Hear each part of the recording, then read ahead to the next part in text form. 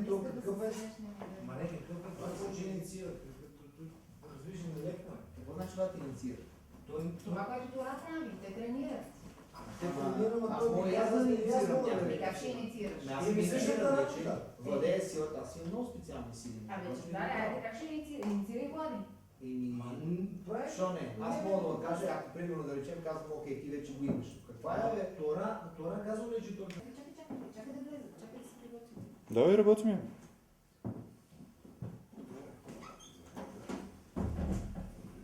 Сега ще трябва да го... Да. Разказвай какво правим сега. Сега, феноменът се нарича хипергравитация. Поне така го наричат някои автори. Много сериозно, това стои в основата на почти всички бойни изкуства. Особено в джудо и в айкидо е много сериозно застъпено от центъра на тежестта, който би трябвало да изчезне някъде дълбоко под земята. А пък в карате също се използва много, вече в влагането на една допълнителна сила на удара, която няма нищо общо с масата по ускорението и така нататък, нали, формулата на динамиката. Тук става въпрос за нещо много по-сериозно.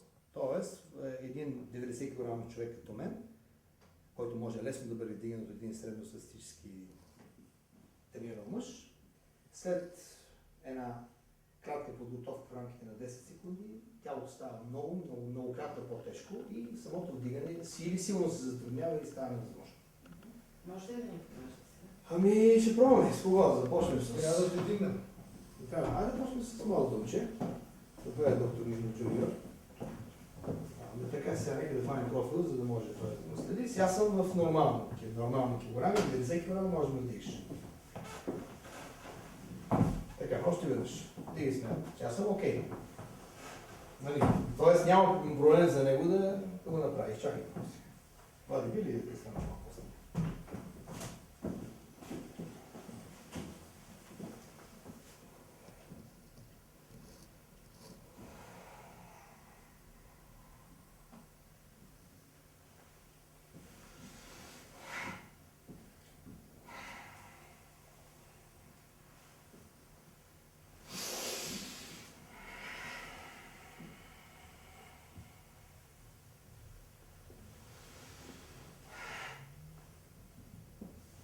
Айде, давай сега.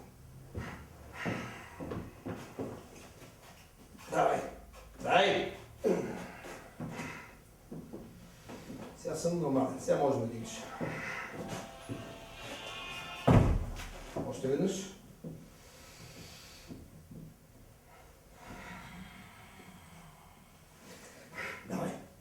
Дай силно!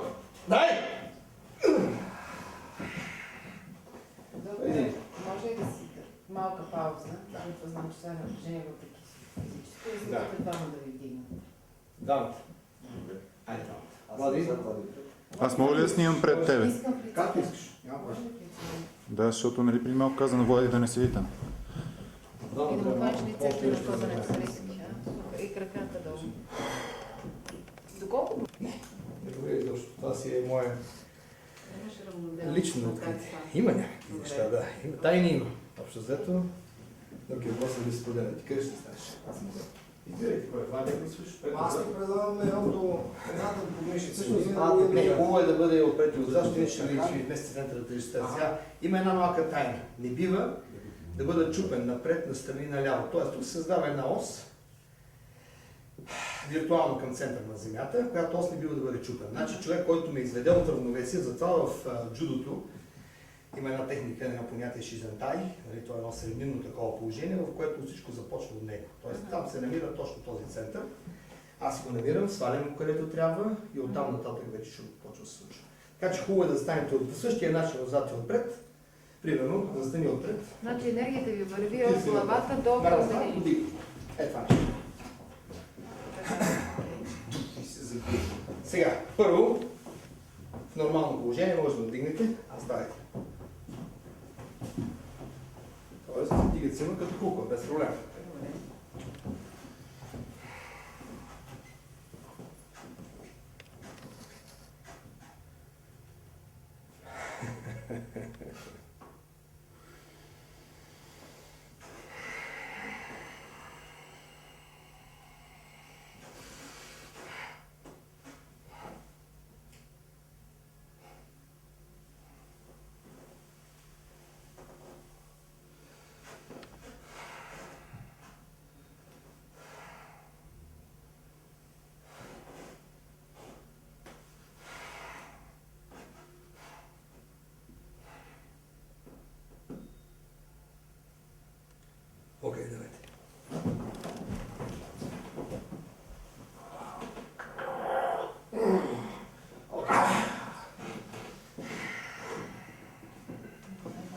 Давайте сега е окей. Сега може да ги тестим. Добре, доктор. Аз имам един такъв въпрос. Каква е специфика на дишането? Всъщност, вие сутрин, а защо говоря на вие? Говори се И без ти. това ще представя с индонезите. За да стигнеш до това да ставаш толкова тежък, ти ставаш сутрин, имаш определени неща, които вършиш. Естествено и то вече Тайна ли са тези неща? 83-та година го постигнах, тренирам го от 80. Значи това са 29 години. Не, няма тайна, но за нетренираното ухо ще звучи, меко казано, еретично. Накратко, Човек трябва да има известна подготовка.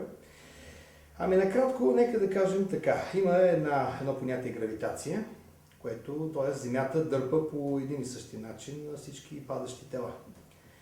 Нали, сега, има две възможности. Ние имаме собствено енергетично поле, което би могло да влезе в синхрон с земната гравитация, т.е. да следва нейната посока, надолу към центъра на Земята, и тогава се получава така наречената хипергравитация, ставаш по-тежък. Тогава, когато насочиш своето поле срещу гравитацията, се получава обратния феномен, т.е. левитационния. Т.е. човек би могъл да се издигне. Това, което Христос е демонстрира, ходене по вода, това, което много индийски йоги демонстрира, ходейки по тънки хартии, примерно и така нататък. Това се постига единствено на базата на това, когато твоето поле се издигне нагоре. Това е по-трудният феномен, който изисква наистина едно сериозно посвещение, един определен начин на живот, хранене, мислене и така нататък. Сега, за нас, просто смъртните грешници, хипергравитацията е по-лесна, затова я практикуваме доста години. Помагаме в много неща, особено в моята медицина, без да я афишира пред пациенти. Тя постоянно е в така бойна готовност за по-тежки патологични случаи, при които освен лечебния ефект на иглата или терапевтичната манипулация на ставата и така нататък, имаме и нещо допълнително, за което предпочитам да ви говоря. На което всъщност дава онази разлика между някои постижения, които ние имаме и някои други може колеги. да го наречем на човешки език активизиране на вашето биополе с цел позитивно въздействие. Така, първо, за да го активираш, трябва да го намериш.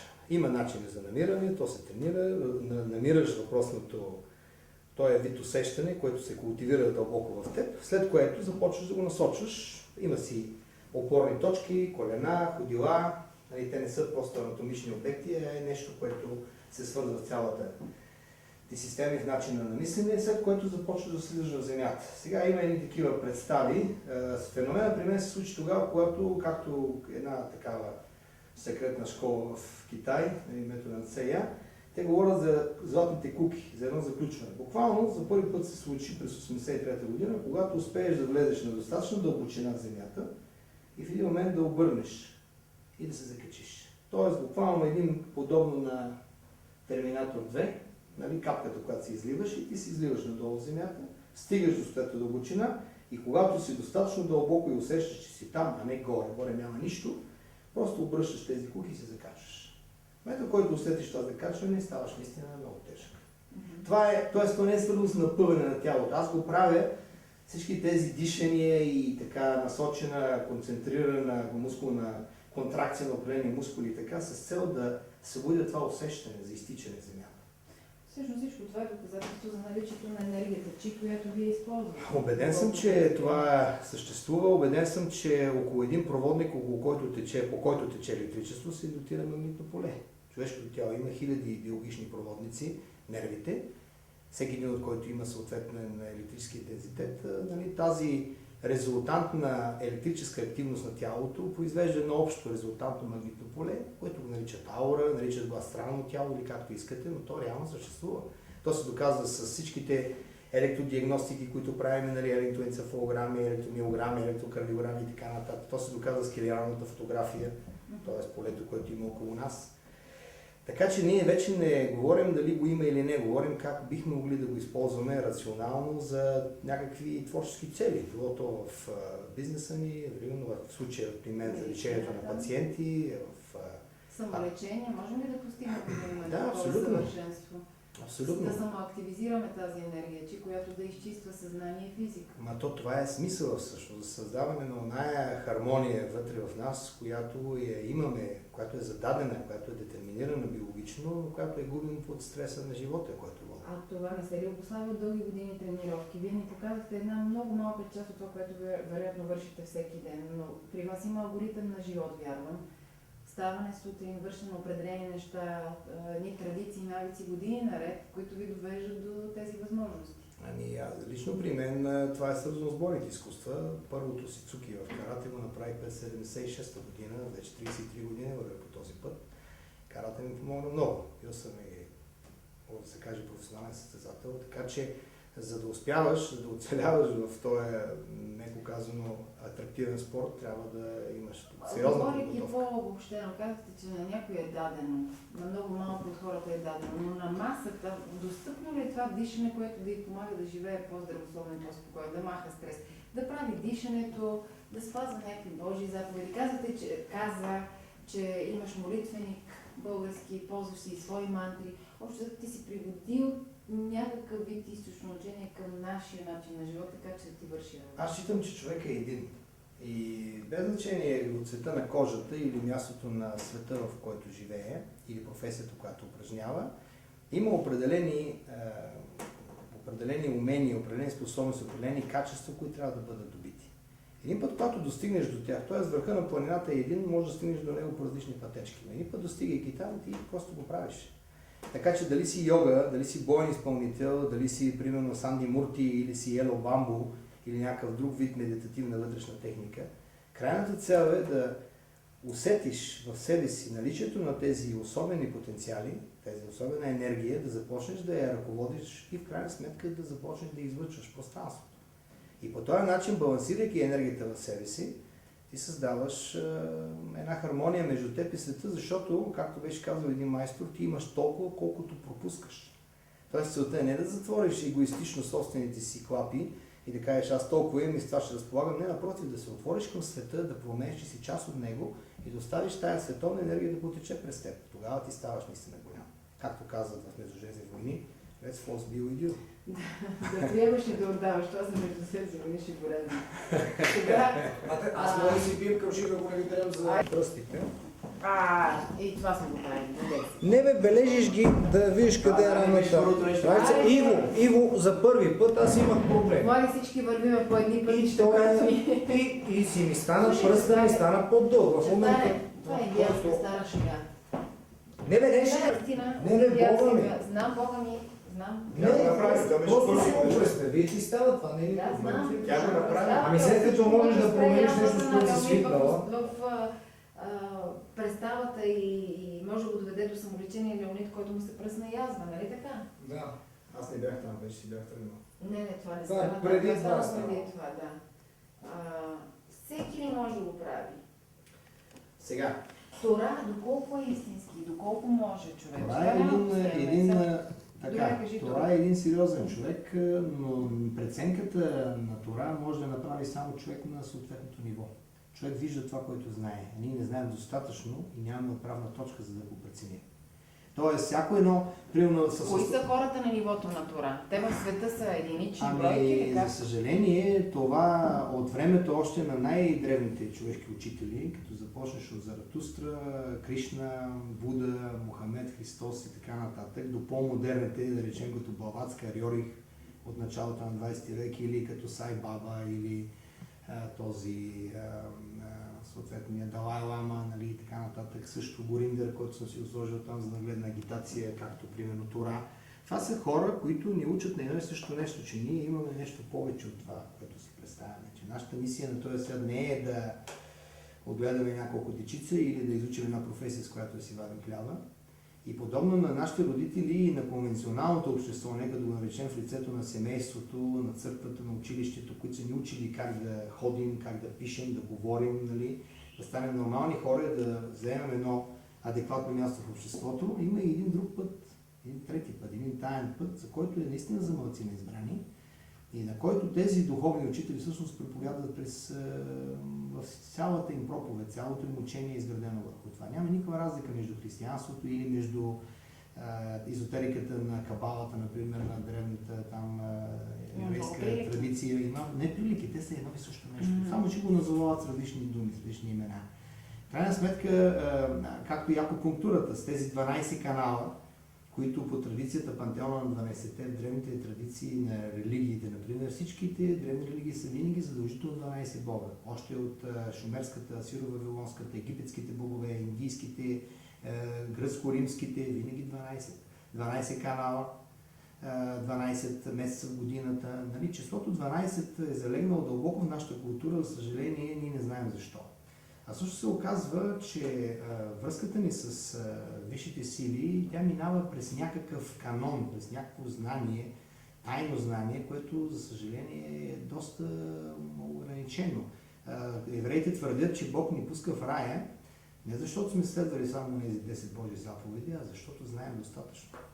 И точно в тази познавателност, в тази причинно-следствена връзка между нещата, която евреите примерно през целия си живот търсят, нали, с големите диоптри, с завъркулките около ушите и така, тая стара традиция в нея е много рационално. Точно единственото, най-божествено начало, което ни е дадено, капката интелигентност, да използваме по точния начин. Какво според теб знае Тора повече от нас, така че да прави тази инициация? Какво спомняш за твоята инициация? Единственото, което се спомня, беше мощния удар, който ми нанесе. Аз съм ударил много пъти в бойните си практики, но така както този човек ме удари по гърба, просто беше едно шляпване. И поне аз го видях като шляпване, след това на видеоматериала. Но удар, който ми нанесе, ми изтръпна цялото тяло. От главата до петите. Ясно, категорично изтръпване с едно блокиране на въздуха. Това се случва да ти изкарат въздух, когато ударят диафрагмата, примерно. Аз го получих при удар гърба. Това беше интересното. Другото интересно нещо беше, че така поредицата събития, които се случиха веднага след това, с загубата на хотела, за който ти споменах, с тия много странни и кошмарни сънища, които сънувах 3-4 дена след това. С поредица други събития, които се случиха, т.е. те ни предупредиха, нали, че ти ставаш видим. И също така, че астралният свят далеч не е привлекателно място и че там не ни чака нищо добро. Че както с ангелите, които може да срещнем, има много демони, които ни гледат в тъмното. Така че, защото човек трябва да много да внимава, експериментирайки с духовното. Добре. Може ли Айде, почваме. Да видим ли това очито или... Не, ти го вземи фотоапарата, се едно се го оправим. Това е нещо, което само чуя ще за си пресечка. Аз гледам. не Да отворя направо... само мога да ти кажа нещо, което... Значи аз дойдох, защото имам ставни проблеми, мускулни проблеми, от най-различни травми, от различно естество, но тук има лечение. Направихме процедура, след това няколко минути си поговорихме с Чавдар на тези теми и си тръгнах безумно зареден. Се оказа, че са минали 4 часа. Същото е било и с Иво, с Ивайло. Говориме няколко минути, така горе-долу 3-4 неща ти оставя в съзнанието, оказа се, че е минал половин ден. И това ти помага в момента. Това да ми помага? Не, това цял живот, не, това е било, това цял живот съм вървял вътре в тази материя, без да навлизам в деталите, без да искам да... Не е само физическото усещане, има нещо Не. допълнително. Не. Но Чавдар е много прав с това, което каза за астралния свят. Не знам за Паралелността, Чавдар, да. какво помниш ти и доколко сънищата са истина и доколко това е другия свят, в който живеем. Но ще продължим. Давай сега се съвършвате диагностика. Как няма да съниш? Той трябва да съниш. Само си гледали телефона и кричиш. Че е плана, знаеш. Така ли? Не. Ще го бърна сега да не се. Така. Значи, тук имаме едно билиардно око, т.е. трите основни типа очи, които разделят определената генетична предпозиция към определена потенциална генетична патология. Значи имаме така наречения лимфатик тип, който са хората предимно с сини очи, така наречения билиарен, който е примерно си ти, смесения тип, и вече хематогенния тип, който са хора с много тъмни очи, и си смесения тип, който моментално предполага към някаква чернодробна патология. Разбира се, при теб, за да можем да погледнем чернодробната, черният дроб по принцип е важен орган, но при теб няма За артистите е много важен орган. Нямаме никакви оплаквания. Това, което имаме феномена на Tiger Stripe, който са, както го наричат американците, т.е. едно предразположение към тези средиземноморски анемии, желязно-леденични анемии. Ти би могъл да имаш такова нещо. Има една така наречения Anxiety Tetanic Tape, Тоест тези concentration furrows, тези бръзди, които се виждат в периферията, говорят за една по-трудна адаптативност при нови условия. Съветвам те да се стоиш в стандартно положение и да не... Всичко това какво излиза? Той в момента от какво страда и какво трябва да направи? Ами той всъщност, колкото и да не му се вярва, е един много здрав човек. Ясно, има очите на дълголетник, пожелавам му така крепко здраве и дълго време. Трябва да внимава малко, тук има известни проблеми с гърлото, бъбреците му не са най-силният му орган, имаме известни проблеми в левия бял дроб, но това са сравнително малки неща, те са монументи на отминали страдания. За другото нещо, там науката мълчи. Не мога да ме обземе, бати науката. Вече повече лежане без да се напълва, без да се каже. Добре, бати го. Чао и успех. Много любопитен съм безумно, защото темата за мен е толкова... И ти си видял голяма част от нещата. Аз от години следвам тия процеси. И за мен темата е така, че ми е любопитно да видя как може да се синтезира, защото знам, че ще е голем компромис. Въпросът е кое ще избереш за компромис, мен това ми е интересно. От кое се лишиш вътре? Да. Ние те сега ти се зачерни. Така ли? Не, тук имаше червено, сега леко е това. Аз малко се понапънах все пак, нали се правя на майстор. Как се прави? Аз не сега за Ще чуем по телефона, да? Ще даде къде? Целувам ви изчезвам. Айде, успех. Ами успех, Как много. се прави? Защото момчето не искаше, за това питам. Само гледай вътре в обектива, да не мърдай така. Гледай в обектива, той ще те... Той казва неприятно, той ще отвори окото по специален начин. Така, стой така, не мърдай. Не мърдай така. Малко е неприятна стъкалицата. Веднъж. Браво, не мърдай. Айде, още ми пътне другото оченце. Да.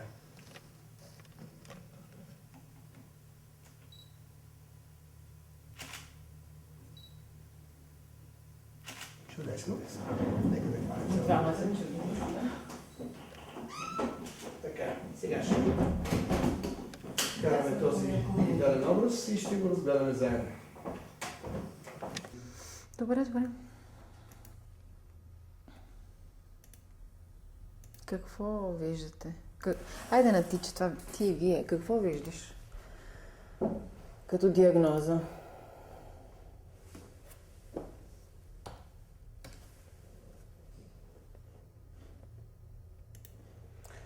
Така.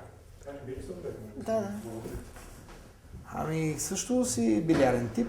Сега започваме винаги с зениците. Има една нова специалност, която италианците введоха преди 30 години. Американците сега така адаптираха и я прилагат много успешно. Става въпрос за изследването на вътрешния ръб на зеницата, така наречения inner pupillary border. Тук става въпрос за един динамичен феномен, който е свързан с определени компресивни феномени на гръбначния стълб. Значи обикновено при наличието на някои дископатии, на някои ранни дегенеративни промени, остеохондротични промени, които отразяват се директно в зеницата. При теб имаме такава промяна в лявата зеница, както виждаш, тя не е перфектно окръглена, което може да се очаква, че в лявата страна, специално в торакалният идеал, в средата на гръдния отдел, би следвало да има някакви промени и някакви оплаквания. Ти може би си усещаш. Иначе като цяло имаме едно око с много висок резилиенс, с много високи резистентни възможности на организма. Сега резилиенс като понятие в особено американската школа е решаващ, защото дори човек, който изживява определени заболявания, той ги изживява сравнително добре, сравнително лесно. Нали, при теб има такъв висок резилиенс, така че евентуално, ако страдаш от някакви неща, не би следвало да имаш проблеми. Колкото и странно звучи, нямам забележки към теб. Ти си един здрав човек. Пак подобно на Влади, който го видяхме преди малко, имаш тези concentration furrows. Те са унаследен белег за една, американците го наричат anxiety tetanic tape, т.е. човек предразположен към паник атаки и към по-трудно адаптиране към нови условия. Значи един човек, който примерно носи този наследствен белег, малко по-трудно оцелява на стреса. Което не винаги е случая, защото много хора добре тренирани, добре школовани, добре възпитани да се организират, те не проявяват стресови синдроми, но това не означава, че някъде в дълбочината на природата те не си го носят. Така че тук в случая има такова нещо. Според мен има една централна хетерохромия, както се го наричат някои автори, тази промяна в цвета на окото в стомашно-чревния тракт. Това е една област, на която аз бих обърнал известно внимание. Нали, специално на дебели черва, но всъщност като цяло това са само предразположение. Това потъмняване в мозъчната област би могло в определени моменти да ти прави неприятни изненади, предимно в формата на главоболие, на световъртежи, на общ дискомфорт, на обща растителност, проблеми с паметта, но това обикновено се случва след средата на живота, след 50-60-те години, така че сте по-ще рано за тия неща, но някой ден може да се спомнеш за другите. Добре. Вие сте стигнал до... вие, все си мина вие. Ти си стигнал до там, където си тръгнал преди време. Ти си искал това да правиш. Но преди това си практикувал много други неща. За да се стигне до този връх, за който ми каза преди малко, какво трябва да прави човек? Първото нещо, което трябва да съществува като задължително условие, трябва да си роден с определени качества. Нали, в спорта, аз вече го споменах, шампионите се раждат. Те фактически само бъдат намирани и култивирани, но ако той не носи в себе си шампионството, на времето светва и памет на Маргарита Рангелова, голямата спортна журналистка, тя така ги нарича шампионската порода. Тези хора си го носят, те го имат. И работата на спорта, на големия треньор започва с селекцията. Как можеш да разбереш дали го имаш или го нямаш? Единственият начин, поставяш ги при определени условия. Нашия известен писател в миналото, Богомил Райнов, имаше една такава мисъл, че някои породи минерали в голямата дълбочина на земните недра тръгват по ония изключителен път на еволюция и се превръщат в тези безкрайно красиви и чисти форми като диамантите, докато при същите температури и налягания други минерали се сгърчват в черна аморфна маса. Също става и с хората. Определени хора, поставени при определени условия, някои от тях се развиват до една забележителна еволюция, докато други просто не издържат и се отказват. Еволюцията на къде ни води? Според мен, ако има два пътя да го обясним, един е рационалният път, този общоприятие, конвенционалният, другия е далеч по нестандартен и бих казал таен път. Значи тайният път, ако трябва да говорим, или езотеричният път, трансценденталният път, това е пътя да открием Бог в себе си. Ако влезем отново в религиозна традиция, без значение коя е религия, най-вече будизма, Буда е учил хората за това, че Бог живее вътре в нас. Също и наскоро един известен еврейски учен, Захария Сичин, в поредицата за Земята, там планета, 12-та планета и още една купчина други интересни книги, той твърди, че ние сме продукт на една извънземна цивилизация, която е дошла на Земята да произвежда злато, тъй като това е било важен елемент в тяхната индустрия и така.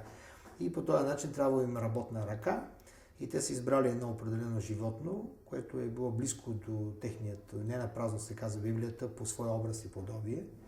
И в това земно животно те са вдъхнали една висока организирана мисъл. Вдъхнали са голям мозъчен капацитет. Ние имаме един от най-големите мозъци, изобщо от животинския свят от бозайниците. Кило и половина мозък, което за нашето малко тяло е много голямо. Друг въпрос е, че не знаем за какво е там, тъй като ние използваме много малък процент, както физиолозите твърдят. Не е съвсем така. Въпрос, че търсим връзката между съзнанието и мозъка и много учени са се насочили на там. Дали именно в тази връзка между съзнание и мозъка не се крие тайната на Санди Мурти? Ако има тайна. Това е вътрешен път и това, което учителя Тора твърди, е, че всичко трябва да се прави с кончияна и с концентрация. Тоест, кончияната или стягането на определена част от тялото, там извършването на тая медитативно-мускулна техника, в която всъщност ти стягаш нещо в себе си и по този начин изграждаш това магнитното поле, не е достатъчно. Ти трябва да се концентрираш. Трябва мисълта ти да бъде там. Тоест, йогите твърдят, че там, където се насочи мисълта, се ражда един малък мозък.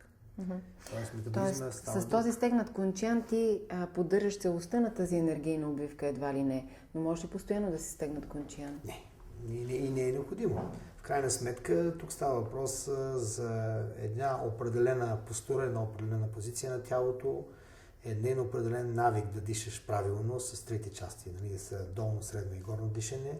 Става въпрос за това в определени части от деня да насочваш вниманието си в тази посока. Човек не може само да се храни, или само да спи, или само да тренира. Има някакъв цикъл. Тоест в определени повтарящи се интервали от време ти извършваш определени медитативни, дихателни, физически усилия, в които ти култивираш това в себе си. Които са най-различни при различните школи. Но в крайна сметка водят до едно и също. Водят именно до намирането на... Ако един начинаещ иска сега да тръгне, коя би била най-добрия път и най-добрата школа? Дали това е Санди Мурти? Както аз никога не съм била изкушена от езотеричното. Аз съм един телец, който си е живял живота ограничено, според поне вашите разбирам хората, които вървите дълго по този път. Сега попаднах в Санди Мурти. Може би това не е било най-точното място, не знам. Някакси много набързо насипани знания, без детайлно обяснение. В интерес на истината, учителят Тора също е телец. Добре. Така че нищо общо с телците. Нямаме забележки към знака, под който сме родени. Тук става въпрос за това, че всеки човек би могъл да стигне до някъде. На времето един мой учител казваше, че в пътя, по който караме колата си, някъде в далечината се стеснява. Обаче пътя на бойните изкуства, пътя на тези странни източни техники, като йогата, например, и така, колкото повече отиваш в далечината, толкова повече пътя се увеличава. Тоест, колкото повече вървиш напред, ставаш по-голям. Смисъла на всичко това е, това, което започнахме като тема, е да намерим тази божествена искрица в себе си, която при някои хора, както Мусаши е казвал, нали, великият самурай от 17 век, че духът на човека е като водата. При някои той е една малка капка, при други океан. Не разрешавай на никого да разкрие очертанията на твоя дух. Нали, говоря пак за духа. Как обикновеният човек да разграничи бойното изкуство от духовното?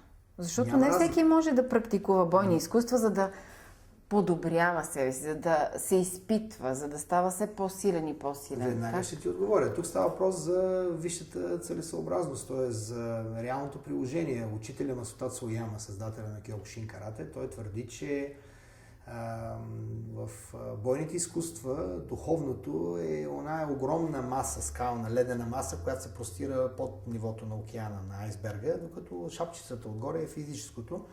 И ако човек се ограничи само с физическите техники, нали, удари, блокове, ритници и така нататък, в една реална схватка, когато липсва духовното, тези бойни техники няма да му служат по-добре от танцовите стъпки.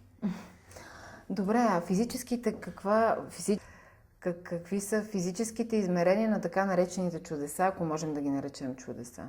Ами, те са най-различни, именно от така нареченото шивари в карате, нали, което е основното. Ви знаете, че таеквондо, например, те много нашумяха по света, именно чупайки какво ли не, скачайки на високо, с гъвкавите си крака и правейки неща. Основните конкуренти на карате, нали, корейските срещу японските стилове. Но така или иначе, това само показва наличието на нещо друго. Тоест човек не би могъл да щупи един 200 кг леден блок с гола ръка, защото просто ще щупи ръката. За да бъдеш в състояние да преодолееш тази огромна ледена маса, да развиеш тази невероятна кинетична енергия, с която да пръснеш ледения блок или бетонния блок, тук става въпрос за нещо друго. Става въпрос за нещо, което е около ръката ти в момента на удара, което те пази тази крехка човешка тъкан да не се разруши в момента на импакта. А за какъв вид съзнание въздействие? А за какъв вид съзнание или въздействие става въпрос, когато можеш да щупиш 5 от 10 тухли? Не е силно, просто да чукнеш и да щупиш 5 от 10. Същото като другото, само че в началото започваш с използвайки инерцията, нали, замаха, скоростта на удара, който нанасяш, масата на тялото и все повече и повече преминаваш към по-финните размери. Казва, че имало две школи в чупенията, външната и вътрешната. Външната си слагат ръцете под наковалнята и удряш чукове, като метода, примерно на Киокушин и на повечето каратисти, които чупят какво ли не, докато вътрешните школи те само медитират. Ръцете им са като на момичета и в един момент каза, че бъркат с камъни. Аз сам видях такава демонстрация в Китай през 1987 година. Водиха ме в някакъв планински манастир, народен празник. Всичките бяха облечени точно като по времето на Мао Цзедун с тия техните дочени дрехи. И от някъде доведоха един човек, аз даже не го забелязах, защото той беше едно малко човече и преводачката ме така бутна с лакът в ребрата и каза, гледай, това е най-интересната част на шоуто. И тъй като имаше много хора пред мен, ние ги поразбутахме и това, което видях, беше отчаяващо интересно. Значи една огромна такава скална маса, гранитен блок, целият с мъх върху него, явно, че не знам откъде са го домъкнали, от който те викнаха няколко мъже от групата да го удрят с едни големи чукове, каменарски чукове, с който те не можеха да очупат и малки парчета, само излизаха искри. Тоест вижда се, че е здрав камък. Това човече застана на него, то беше почти над пъпа му и просто с едно движение си късли го разсепи целият камък на две. Ма ние говорим за нещо, което се случва на 10 метра от нас, след което дойдоха няколко мъже, дигнаха единия камък на разстояние от другия и тогава той каза нещо на китайски, от което преводачката беше толкова възбудена, че тя дори не го преведе, после ми го обясни. А смисъл е бил, че лява е равна на дясна. Тоест той показва, че лявата ръка и дясна са абсолютно еднакви и той с лявата разряза единия вече разполовен блок на още две части и с другата разряза другия след малко. Така че това става на живо и после викнаха други хора, които продължиха да го бият с чуковете и пак не можеха да го Кой е чуват. този човек? Какъв е този Никому не е човек? известен, някакъв голям майстор, който си го знаят само те. Който никой няма да го видим по комерциалните телевизии, просто защото тези И хора всичко се това е крият. въпрос на енергия. Абсолютно. Човешкото тяло не е в състояние да го направи. Нашите мускули, аз съм бивш състезател по вдигане на тежести преди бойните изкуства, съм дигал щанги. На 17 години съм тласкал по 200 кг стойки. Нямах тази сила, никога не съм имал. След толкова години практика, до кое чудо вие сте стигнали, освен това? А ти какво си успял да направиш свръхестествено? Единственото свръхестествено, ако мога така да го нарека, нищо няма свръхестествено. Всичко е естествено, просто ние, за съжаление, знаем твърде малко. Когато нивото на така, рационалните ни знания, научните ни, в кавички, наукообразните ни знания достигнат до там, че можем да си обясним тези реални феномени, които живеят и са толкова реални, колкото и перисталтиката, съня, мускулната контрактивност, това са нормални неща. Друг е въпрос, че ние все още не знаем как да ги обясним и с какво да ги свържем. Друг е въпросът, че тези знания са цензурирани от определени структури в обществото, на които просто не е изгодно. Явно човека не е дорасъл до голямата истина. Масовото общество, както за НЛО-то, както за нашия происход. Добре, за инициацията ми разказа горе-долу какво си спомняш. Самият тест след това, ти вярваше ли, че това ще ти се случи? Не, аз отидох с една съвсем конкретна, не мога да кажа корисна, защото нямаше корист, една конкретна практическа цел. Отидох да намеря начин да развия тези качества за енергоемисия, за биоенергоемисия, за термоемисия, която примерно небезизвестният Джон Чанг показва в целия свят и подбуди милиони хора по земята, запалвайки вестник без никакъв проблем, с 5 секунди концентрация. Това е много важна част в моята професия, защото занимавайки се с акупунктура и с този метод, който аз създадох, миопунктурата, който е една крачка напред, възможността да контролирам биопотенциалите на тялото. Сега аз преди години създадох една теория, която преподавам на някои курсове. Става въпрос за това, че човешкото тяло е възможно най-съвършеният инструмент, създаден от природата, най-съвършеният механизъм, нека така да го кажем, и той би могъл да бъде успешно лекуван само от друг такъв съвършен механизъм, друго човешко тяло. Тоест, винаги съм казвал на моите ученици, че нямаме право да бъдем по-болни от пациентите си. Тоест, доктора трябва да бъде образец на крепко здраве, на неговата функционалност, неговия метаболизъм, неговата енергия трябва да бъде в перфектна хармония. Естествено. Тук идва и психическия момент, вие сте много по-убедителни. Сугестията е много силна, така че... Така трябва да бъде. Не може да седне един, примерно 150 кг дебела, който се храни неправилно, който е страдал от 100 болести, който пуши и пие. Добре, докторе, тренировката истинска ли е? Това, че те тръгват да се нападат, да се защитават, да се бият, не се докосват, падат, завъртат се, правят пируети, това истина ли? Моето скромно мнение, не мога да го наложа на никого, че тук става въпрос за един ритуал. Тук става въпрос за начин на трениране на това състояние. Винаги сме казвали, че в бодибилдинга, например, ти развиваш тези мускули, които тренираш. Дърпаш за бицепс, правиш бицепс, работиш за трицепс, работи трицепса. Не го развиваш. Тоест не можеш да развиеш тези биофеномени на базата на мускулни контрактивности. Тоест ти трябва да развиваш този вид медитация, този вид действие, а то се тренира по този начин на групово усилие, на тази обща вяра, на тези общи действия, но това не значи, че тези, които са започнали вчера, вече го правят. Те го имитират. Както и в бойното изкуство, един начинаещ също може да изиграе някаква ката, но в един реален бой той е безпомощен. Майсторът може да станеш такъв след 30 години тренировка. Кой Добре, казва, че в Санди Мурти може да станеш майстор за 3 дена? Не. Те ти трябва твоите 30 години и може би след 30 години шепа хора наистина ще развият този странен начин на защита, тази биоенергия, която наистина да ги пази от всичко. Но тези хора са единици. И това, че всички тези българи и всякакви други, които отиват с отворени сърца, очаквайки да срещнат чудото, те обикновено така се разочароват, защото то просто не се случва. Защото всеки един дълбоко в себе си е пробвал да го прави и много или повечето или всички постигат тези смешни неща. Тоест, както казваше един стар треньор, винаги може да стане, никога късно да стане за смях.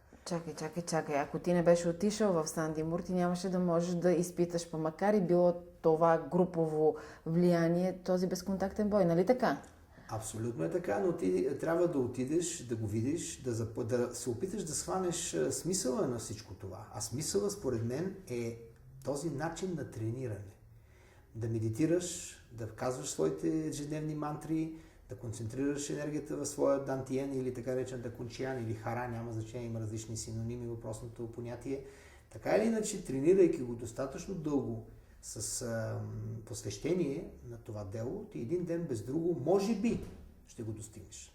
Но и след самата инициация ти беше много убедителен, доколкото си спомням, се получи веднага, нали така? Ами, получи се това, че въпросният индонезийски майстор не можа да ме удари, но аз не мога да твърдя, че той не... Ако е искал, няма да може да го направи. Не мога да твърдя, че аз съм имал тази защита. Да, така се получи на практика.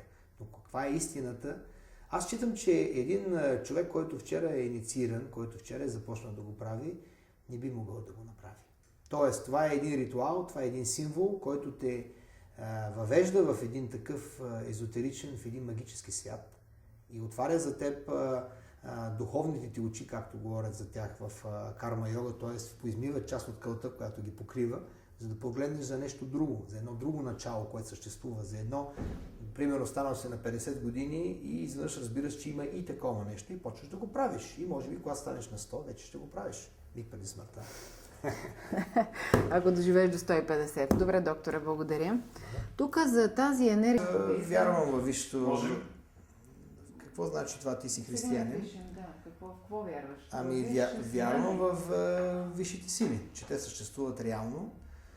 Вярвам, че наистина към тях има различни пътища и всеки се моли на единния Бог по различни начини, на различни езици, с различни церемонии. В крайна сметка Бог е един. Така твърдят всички големи религии. Християнството, исляма, евреите също твърдят за едно и също нещо. Ние говорим за един Бог, Яхова, Яхве, който съществува и всички останали са негови пратеници, негови синове и така нататък. Този великите учители, които ни учат на това, че ние сме деца на Бог, аз мисля, че има известно ревизиране на голямото учение. Всъщност евреите може би са най-прави. Колкото и да ги отричат и да ги хулят по света, тези хора всъщност се молят директно на самия Бог. Докато ние с исляма се молим през един... Кои са висшите сили? Човек, има ли някой, който може да формулира адекватно тия висши сили? Професор физика. Професор Пушкаров, здравейте. Ами не, няма проблем, аз продължавам снимки. При един доктор съм. Този професор специалист по квантова физика и физик ми препоръча да говоря с Георги Киров, специалист по индийски медитативни практики. Един от големите светила на 4-ти километр. Но аз ще помоля да ме повиш, че също да това мисля. Държиш го 10 секунди и сваляш долу. Каква е тази практика? Сега, практиката на тази, примерно, 1000-странична книга е това за практикуването на китайския чигун, който е същата практика на Санди Мурти, на Ело Бамбо и така нататък. Но тук става въпрос за една много стройна система, която те занимава, за да прочетеш и осъзнаеш тази книга, ти трябва повече от година.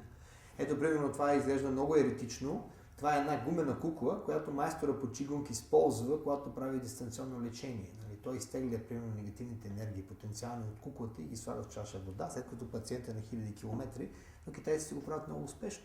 Това, което, между прочим, наши терапевти, доколкото знам, Вера Кочовска се справя доста успешно с подобни неща. Разбира се, по хорски слухове. Не мога да кажа доколко е вярно, но ето цялата тази, примерно, техника е най-съща. Ние в което е и учение да навлезем, в която е част на Земята, не винаги ще се сблъскаме с едни и същи принципи. Т.е. принципите на 5 елемента, принципите на 12 канала, принципите на Инк и Янг.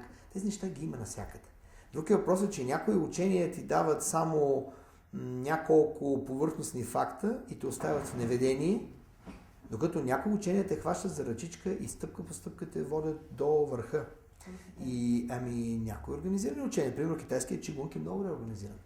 Там са цели школи, изучава се, примерно в Англия има школи, познавам го даже лично един от известните автори, той организира 3-годишен курс за чигунг, екстернал чигунг, примерно. Коя е твоята школа? Моята школа, това, което започнах и това, което съм учил по биоенергетика, беше китайския екстернален чигунг в тази първа специализация в Китай през 86-87 Ти вярваш, че също в един момент, ако стигнеш достатъчно високо ниво на развитие, ще можеш да лекуваш от разстояние? Аз лекувам в момента, като нека да го кажем така, в моята практика, като специалист по акупунктура, успоредно с забиването на иглата, използвам и тези феномени, без да ги афиширам. От разстояние до сега не съм опитвал да мисля в тази посока, просто причина имам толкова много работа в ежедневието си, просто няма време да мисля за това. Още повече се опитвам да се придържам към известен академизъм и не ми се иска да затъвам прекалено много в ирационалното, просто причина, че много от пациенти ми няма да го разберат и няма да го приемат. Да, добре, друго интересно в тази... Не, просто аз Това е недоказуемо, но мисълта ми е, погледни... Да поднемаш негативна енергия тук на място и да ни махнеш главоболието, както те го правят. Всичко е въпрос на пренастройване. Всичко е въпрос на това, че ние сме... пренастройване и вяра, че ти ми махаш енергията, че разбираш. Да, точно така е. Това е. Те променят твоето отношение към самата теб, към болестта ти. Те ти да вдъхват оптимизъм и вяра, че можеш да го направиш. Цялото учение на Норбеков се крепи точно на това пренастройване на психиката. Нищо друго. Тоест, един от нас може да се и самоучител. Естествено би могъл. Не, самоучител ще бъде трудно, защото все едно да се научиш сам да свириш на пиано или сам да говориш някакъв чужд език не става. Трябва да има учител, който да ти покаже. Или поне началото. Но тогава, докато стигнеш на едно определено ниво на грамотност и компетентност, оттам нататък можеш и сам. На времето един мой учител по бойни изкуства ми казваше, когато аз се опитвах постоянно да го следвам и повтарям това, което той прави, той казваше: Чачо, аз се опитвам да те накарам да станеш творец. Да мислиш със собствената си глава, а ти се чудиш как да си останеш магаре, водено за оглавник. Разбираш ли, т.е. да се научиш, да, би могъл до едно определено ниво от учители, а оттам нататък сам, но никой не може да открие нещата сам. Той не знае, че те съществуват. Китайците наричат това очи има, а планината Тайшан не вижда. Нали, голямата планина е над главата му, той не е, защото човек вижда това, което знае. Откъде от тебе тези търсени? От бабата ли? Ами да, моята прабаба е наистина една велика жена, една светица, от която много хора са имали проблеми в фамилията ми, предимно по партийна линия, тъй като това не е било много популярно след 9 септември, но тази жена е живяла и е работила в началото на 20 век до 40-те години и е била по много твърдение най-великата българска врачка. Нали, преди Ванга, баба Неда от Горна Митрополия Плевенско. Даже на един от лекарите в катедрата по съдебна медицина в Плевенски медицински университет, тя е открила неговата леля, която е изчезнала като малко момиче и всъщност е намерена от прабаба ми, при която полицията е отишла от Плевен полицията. Тя е казала къде да се отиде, в кое село. Това много значи, като те видях тебе с ордена при Тура. Не, това беше просто един жест, тъй като той е бивш военен. Той издирвал ли е хора също? Чува ли си? За Тора не мога да кажа това. Не мога да преценя доколко Тора притежава тези възможности да действа от разстояние, примерно да вижда в бъдещето, наистина да прави мантри за пръскане на облаци или за гонене на кули от острова, неща, които му се приписват. Неща, които се знае, че някои други притежават. Като онези двамата негови учители в планините, за които никой не говори. Само се знае, че има такива, но никой не говори нищо. Кои са тези двама учители? Знам, че съществуват. Поне така твърдят съпругата му, някои други хора, някои негови ученици, че той всъщност това са хората, които са го създали него. Аз попитах Ибу, съпругата му, как е формиран, как е създаден, къде е учил. Тя ми обясни дали винаги е бил такъв, дали е роден такъв, дали е проявил някакви трансцендентални, някакви специални качества, преди да започне култивирането му при учители или не. Тя каза, не, той винаги е бил много любознателен и обиколил цяла Индонезия. Той е бил при много учители. Тя каза точно така, many different teachers. Аз казвам, колко, how many? Тя каза, не знам, но бяха много учителите. Той само това правеше в по-голямата част от съвместния ми живот, е много преди това. Той е ходил и е учил. И явно само звездите знаят къде е учил и какво, но този човек, поне от чисто медицинска, прагматична гледна точка, той физически не беше никак добре. Първо, той е с обесити, той е пълен, той е затлъстял. Второ, той няма един мускул в тялото си, той е просто мек като патица. Това е интересното, че той няма никаква мускулатура. Когато го манипулирах, да лекувам гръбначния му стълб, той като има сериозни проблеми в гръбнака, аз почти завивах го на агли, които не могат да направят с обикновено човешко тяло, което има някакъв мускулен тонус. Той няма защитен мускулен тонус. Той е безкрайно мек, неестествено мек. И което е интересното откъде вади тази сила, този мах, това шляпване, с което ме удари, беше от по-малко от 5 разстояние, беше просто един шамар, който ми нанесе на врата. Аз си спомням ефекта, който имах. Тоест тук не става въпрос само за физическото. Неговата мускулатура със сигурност мога да кажа, че той има фибромиалгия, тази модерна диагноза. Има много мускулни групи, които са, меко казано, така по-нашенски, като камък. Тоест това са едни нефункционални мускули, които зле се хранят, които вече имат фиброзна дегенерация и които ние успяхме да променим до известна степен с моята енергия, но има нещо интересно. Първият ден го лекувах с класическа акупунктура и ми стана много зле. Много зле, смисъл такъв, почувствах се едно общо разположение, падна ми жизненият тонус, заболя ме главата, при ушами. Даже мислих си, започна да се завръщам лентата, дали не съм се хранил с нещо неправилно. Не беше от храната, определено беше с нещо свързано с негова терапия. Когато на другия ден трябваше да го лекувам, вече същинската миопунктурна техника, аз му казах предварително, Тора, аз мога да се опитам да помогна на тялото ти, но моля те, не ме карай да гоня твоите демони. Точно така му казах, чрез жена му.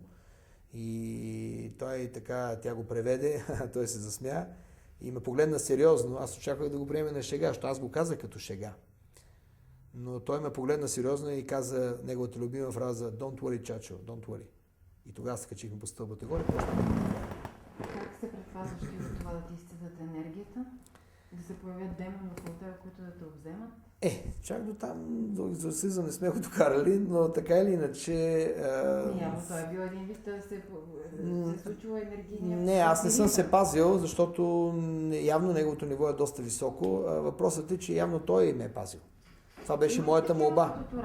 По улиците, според теб, които могат да пият енергия човек. Със сигурност има. Със сигурност има, както ние знаем, че в България има... Повтарям, 3, 2, 1. Има ли по улицата такива, които могат да пият човешка енергия? Публична тайна е, че в България има широко разпространена практика на черни магии, например. Аз си спомням, няма да цитирам имена, но преди много години, когато със съпругата ми участвахме на нейното последно световно първенство в Сараево, 1989 година, по художествена гимнастика, 14-то световно първенство, със сигурност зная, че около нея имаше много сериозни опити за това тя да не играе добре. Включително пръскане с вода от къпани мъртъвци, включително с това, с някакви предмети взети от гробища и така нататък. Как това е недоказуемо? Как разбрахте, че е така? Това е напълно доказуемо в един доста така затворен свят, в едно затворено, меко казано, извратено общество. Примерно тези луди жени, които не използват и не подбират методите, за да постигнат своето. Както не ти казахме, Маргарита Рангелова. И какво се случи с Бянка Панова? Шампионските. Нищо не се случва, че след това ще ти кажа конкретно два случая. Значи тя използва лента. Лентата е вързана, тая 6-метрова лента е вързана на една пластмасова, не пластмасова, от фибростъкло дръжка, която е дълга примерно половин метър. Това фибростъкло е едно от най-здравите неща. Това е върха на въдиците, примерно, които се използват в рибарския спорт, риболовния спорт. Значи тя направи едно малко движение. Това са уреди, които ние сме тестували безкрайно много, защото тя отива да играе на световно първенство с тези уреди. Тя направи едно малко движение и този уред се щупи на средата. Тази дръжка, при положение, че това е Сасаки, най-добрата фирма, която произвежда тези неща, гарантират и така. Един обръч, примерно, който аз лично правех, защото фабричните обръчи бяха доста големи за нея и ние трябваше да ги режеме и да ги снаждаме по специален начин, за да бъдат точно нейния размер. И фактически в един момент тя просто ритна обръча и той се пръсна, но не там, къде сме го снаждали, ние на друго място. Това е един пластмасов обръч от такова дебел пластмас, който няма как да се щупи. И още други такива неща, примерно, които се случваха така по странен начин. Тоест, опитите върху нея в едно цивилизовано общество, в едни така нормални хора, които ние претендираме, че сме, да се стигне до там, за това да бъдат пръскани нейни предмети с мъртвешка вода и с други такива. Това е страшно просто, но това е факт. Ние даже стигнахме до там, че други едни треньорки, които пък владееха друга магия, режеха там едни оригинални топки, нали, на парчета, правиха някакви неща с тях и просто не може да си представите дори в днешно време колко много подобни лудости се случват. Какво е магията? Да повярваш в нея? Всъщност, може би не е реално. Вие сте повярвали в това. Не сме повярвали ни най-малко. Аз не съм вярвал, тъй като съм безкрайно рационален, но въпросът е, че хората около нас, които се занимават с едни неща или с други неща, едни треньорки се опитват да направят лошо, докато другите пък се опитат да се предпазят от него. Това става пред очите ми. Всеки Божи ден в едно световно първенство, в което аз съм бил като някакъв треньор на това момиче. Така, може да си представите по принцип как беше. Аз нямаше състезание по художествена гимнастика, в което да не се ходи при Ванга, да не се казва какво, кога, къде и как. Баба Ванга беше една от състезателките в националния отбор, светла и памет. Тя е един много позитивен човек и не казвам нищо лошо, затова тя бе явно, но нейният талант, нейните способности примерно са доказани многократно. Примерно за Бянка Панова, тя е казала първото и единствено нещо, може би, което е казала, че това момиче тегло не носи. Точно така го е рекла и много грешно го изтълкувах. Те разбраха в това време, че всъщност не бива да става дебела като тегло, а теглото е в друг смисъл, че не може да бъде тероризиране, не може да бъде гробяване и бита, което всъщност разруши кариерата и точно заради тази... Добре, магията може ли наистина да доведе до смърт? Какво прави? Със сигурност... Тя пие енергията, така ли? Със Какво прави сигурност би магията? могло. Нека да го наречем, че е пак въпрос на програмиране, енергетично програмиране. Знаеш, че в Бали има мантра за защита на един магазин. Ти имаш магазин, аз имам магазин, аз не искам клиентите да влизат в твоя, само в моя, правя една защитна мантра, така че клиентите да не ти виждат твоя магазин и те не го виждат. Леонид разказваше с Иво последния път за това как отчаяно са търсили един магазин, дето е бил до банката, там до ресторанта и знаят, че там и не са го видяли. И когато магазина вече бил затворил, те на другия не се заминавали, защото е изникнал от нищото. Сега това може да са, примерно, да кажем, пристрастие, но може и да е вярно. Ние знаем за оня съседен остров до Бали, където няма ключалки. Никой никога не заключва и няма откраднато нещо. По проста причина, че чрез защита крадците изобщо не мислят посока на това да откраднат нещо. Значи явно става въпрос за блокиране на човешкото съзнание по някакъв начин. И точно тази програма, която ти изпраща, било то позитивна, това да повярваш в себе си, да бъдеш креативен, да работиш смело, да вървиш напред, да се пребориш с страшна болест и страшен противник, да постигнеш големи резултати в професията и така нататък, би могла да бъде точно обратното. Да отнема твоята вяра, да отнема твоята мотивация, да отнема твоята любов и да те съсипят морално, да те съсипят духовно и оттам идва и следващото, вече последващата физическа разруха. Но ако ти не знаеш, тогава си по-спасен. Помисли си. Ако не знаеш, да, всъщност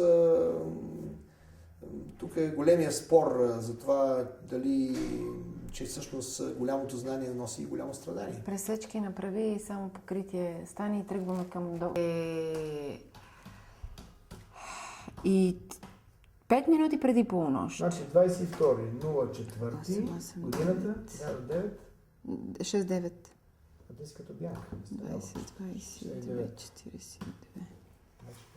Април 69 година, с един асцендент на перфектната граница между Стрелеца и Козирога, с един Марс 12 дом, ти затова не обичаш спортуваш сигурно. Естествено. Един затворен Марс. С една много странна мисъл винаги за чужбина. Ти всъщност си родена да живееш в чужбина. Какво правиш в България? На няколко пъти не съм. И рано или късно Заблудявам трябва- се за чужденци и все някак си се разминавам. Отказвам се винаги в последния момент. Така, ще си кажа някои интересни неща. Имаш интерес. Насмешка от околните. Искам да го направя като National Geographic. Ти си страничен наблюдател. Аз искам само да бъда учител. Да, но ти си Коментар посветена всеки Санди ден. Мурки.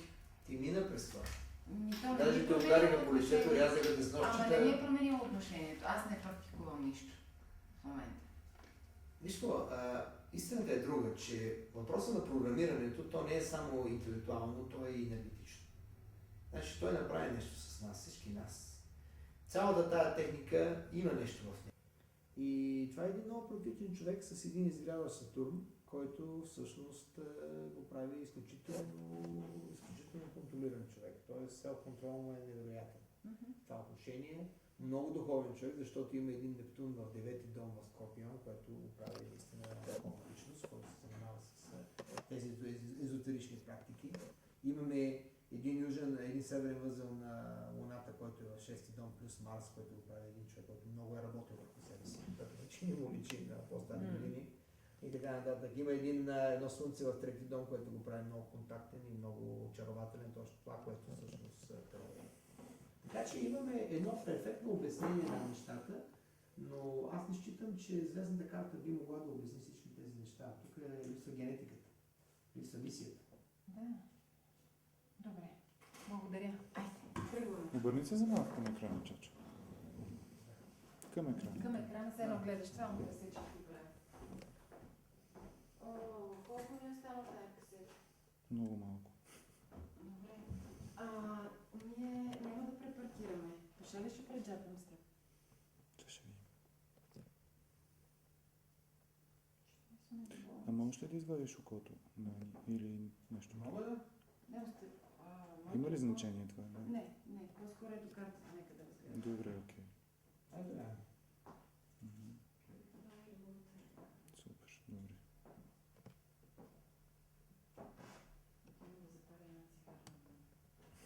Добре. Който го открил и взел награди Енис финансово, защото много срещнах аз там. Той беше там по това време. Случайно се засекохме и го каза ли? Казвам, да. Той каза, че при всеки един от тези магиосници на Бали има a little fraud, за да ти кечне вниманието. Включително и за Динамо Джак, Включително и за него. Каза Включително и го за той. това, да. че не го прави, че не е реален, И че има не е нещо реал. малко обикновено, с което иска да хвана публиката. Да закачи attention Не, на това публиката. запалване на пътя на тротуара пред всичките журналисти, които са на 2 метра от него. Виждам, че ръката му е над вестника и той помня. Така. Как палихме едно време в училище, ние вестници?